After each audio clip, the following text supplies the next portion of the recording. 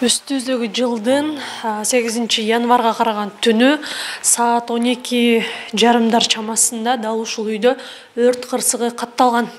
Өрт кырсыгы катталган учурда бул үйдө 3 жана 2 жаштагы 2 балдар болгон. Ал балдардын бири тилекке каршы ошол өрттүн кесепетинен газга ууланып каза болуп калган.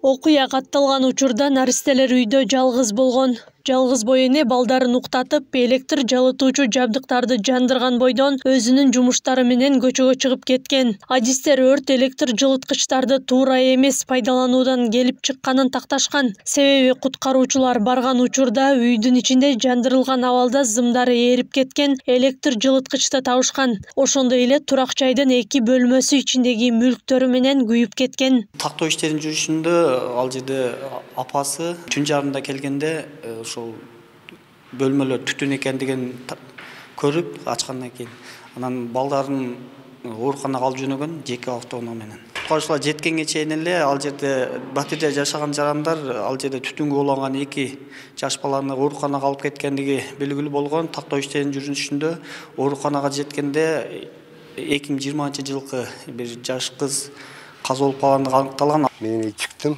аке скорый чакыр бериң деди, скорый чакыр бердим. Скорый чакыр машинасына балаларын салды, батишке, эр-охатын. Апасы менен атасы да эди.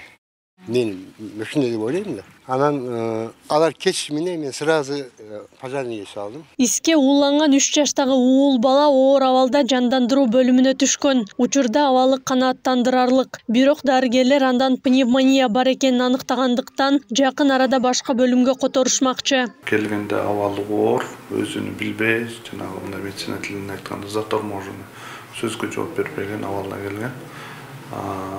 Врачтардын жардамы менен ошол берилип аткан дары жардамдар менен азыркы күндө абалы бир топко жакшы дейт.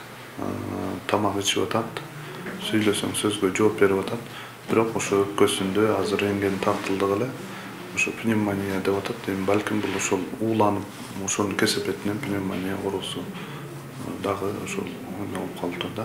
Бул окуя Жалал Абад шаардык ички иштер бөлүмүнө маалыматтардын электрондук журналына уулануу болуп катталып, териштирүү иштери башталган. Эске салсак, облус боюнча жыл башынан бери мештен чыккан иске уулануу боюнча 2 факты катталып, жалпы 7 адам жабыркап, 1 киши каза болгон.